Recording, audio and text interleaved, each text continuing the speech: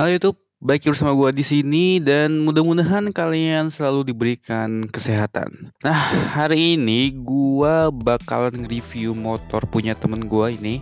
Ini punya si Arya motornya dan kebetulan gua ini bakalan review sebelum dijual banget katanya owner si pembelinya tuh mau ngelihat motor ini tuh sore ini. Ya, ini adalah Kawasaki Ninja 150 SS ya. Ini yang versi SS ya, bukan R atau RR ya. Ya meskipun sebenarnya sama aja sih cuy, dari mesin dan lain-lain ya. Bakalan gue bahas satu persatu mengenai motor ini cuy. Nah yang pertama itu gue bakalan ngebahas soal desain motor ini gitu. Nah sebenarnya motor itu desainnya memang old style ya. Misalkan kalau kalian lihat di tahun 2021 itu kayak emang motor jadul. Motor itu tahun 2001 keluarannya. Kaget ya, bener. Gue juga kaget kan. Yang gue tahu dulu emang Ninja R dan RR tuh dia sempat booming ya di tahun 2009 sampai 2012 2013 lah, pokoknya itu zaman-zaman gue SMP mau SMA gitu, itu ini booming banget gitu. Dan ternyata gue tuh baru tahu bahwa motor si Ninja RSSI RR ini itu dia memang ada dari tahun 90-an.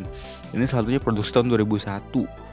Nah motor ini itu memang diproduksi sampai tahun akhir 2014 ya kalau gue nggak salah. Terus dia discontinue karena emang kena larangan emisi.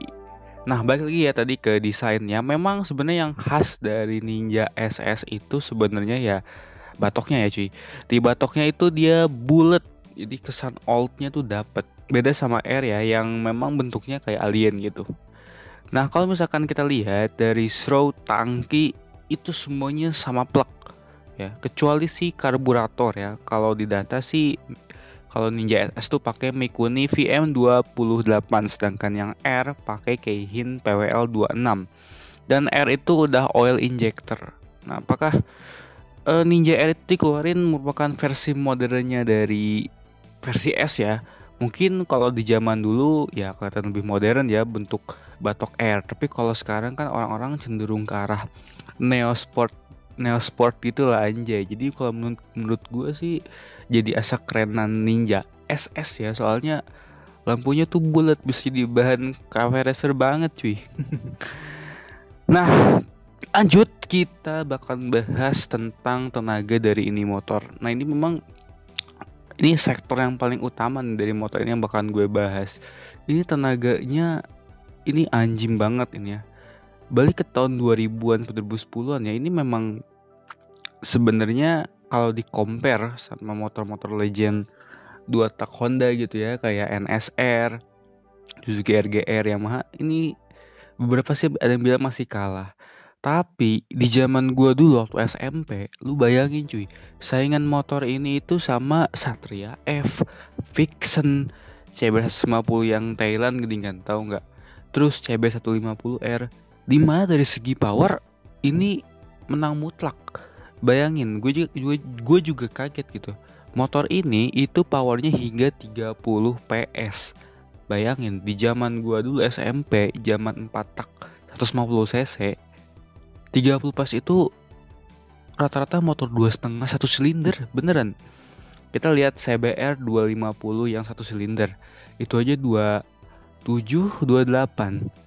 Bahkan Ninja RR Mono yang 250 cc yang ngegantiin motor ini katanya itu cuma 28 PS. Dan kalau kita compare ke zaman dulu gue SMP, motor itu cuma bisa ditandingin sama kakaknya sendiri. Apa coba? Kawasaki Ninja 250 karbu yang 2 silinder, dan sama-sama 30 PS. Gila emang itu tenaga. Dan torsinya juga ngejambak banget ya, 21,6 Nm. Untuk jadi motor itu kayak power di standar motor 250 cc. Lu bayangin, motor 150 cc punya power yang standar motor 2,5 cc. Nah makanya ini gue sebut kalau Ninja itu sebenarnya Ninja RR 2 tak itu gue sebut Ninja 300 cc. Kenapa? Karena memang nggak sebanding kalau misalkan kita compare powernya dengan motor-motor yang pada saat itu menyaingi dia gitu. Untuk top speed ya nggak usah diragukan lagi lah cuy.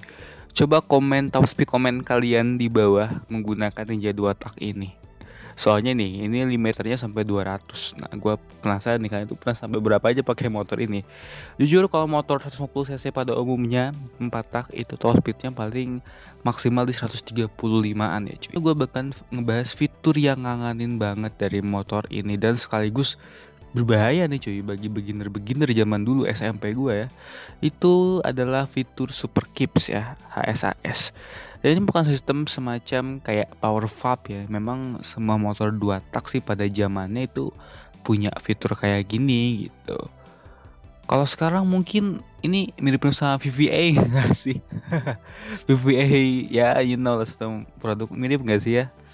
Nah sistem ini itu si power valve ini dia memang mengatur buka tutup katup pada putaran mesin tertentu ya. Jadi yang membuat emisinya tuh kalau di RPM bawah dia tetap good, tapi di RPM atas dia bisa edan pisan si powernya. Dan itu powernya ini nyala ya di 7000 RPM kalau nggak salah. Jadi memang ini powernya otomatis gitu dan jelas cuy, rasanya beda sama VVA.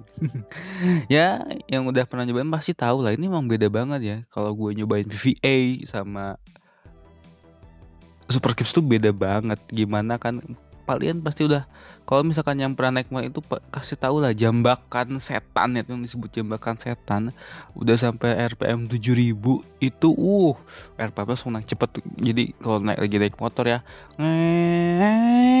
itu udah nyala, itu udah jiper sumpah. Kalau gua dulu pakai FU dulu ya zaman SMP tuh anjir jiper langsung udah dikebutin gitu. Dan suaranya kan berubah juga tuh dari yang apakah ini turbo cuy? Ya kok zaman dulu sih ya namanya bocah ya sering anggap itu turbonya gitu. Apakah VVA bisa begini? Nggak tahu cuy. Nah ini juga gue baru ngeh ya, ini dashboardnya tuh sebenarnya gak bisa lihat bensin kalau yang versi SS. Sebenarnya kalau yang versi R tuh bisa, meskipun masih konvensional jadul banget. Jadi ada sebuah tombol, kalau dulu nggak salah ya gue di RR tuh Ninja RR, tombol untuk lihat si bensinnya doang. Jadi kotak hot kotak panas mesin itu dilihatnya juga bisa ngeliat si bensinnya cuy. Ada tombolnya tersendiri lah di stang. Emang jadul pisan ya teh nyawanya, aduh kacau emang. Ya maklum motor tahun 90-an lah. Nah emang motor ini yang gue review ini memang udah banyak perubahan. Kayak brakingnya udah pakai Brembo, anjay ini pakai Brembo cuy. Velgnya jari-jari ya, sedangkan kalau ori SS kan memang dia pakai yang palang 3 sama kayak R, tapi dia udah ganti biar seragam sama modelnya. Dan menurut gua cocok sih kalau misalkan ini ya SS ini pakai knalpot jari-jari ya dibanding knalpot yang sport gitu. Dan ini knalpot juga udah pakai aftermarket, jadi ini gak ada mereknya tapi memang bukan yang ori gitu. Untuk konsumsi BBM memang motor ini rada boros ya. Di data tuh 10 km per liter, dan gue pakai ini juga rada emang lumayan. Ini udah dicampur oli samping yang kalian bisa rubah rasanya men. Jadi kalian bisa ngerubah rasa oli sampingnya itu ya. Yang pernah pakai 2 tak pasti tahu lah dulu tuh ngehisnya tuh ngetren zaman oli samping pakai rasa bubble gum. Ya udah tahu itu teh knalpot cuy. Masa kalian hirup anjir, ya bodoh lah, bahaya anjir. Nah yang terakhir memang beberapa part modifan yang gue lihat ini bisa banget ngerubah style motor ini gitu. Sama ya ini stangnya, terus lampunya udah dari sananya bulat ya, ini benar-benar bisa jadiin bahan cafe racer banget. Nah bocoran terakhir untuk harga ya, karena ini mau dijual, gue sempet tanya ke ownernya, ini motor dijual seharga Scoopy men. Scoopy bekas ya cuy. Bayangin ini motor bekas tahun 2001 dijual seharga Scoopy ya tahun 2001. Ini kaget gue ya. Dan ini kan rata-rata dulu kalau punya motor itu ke orang tahun 2008 2011 ya. Menurut gue harga segini powernya edan banget, ini worth it banget sih buat kalian miliki. Tapi memang ada minusnya ya. Minusnya kalian dapat motor ya 2 tak.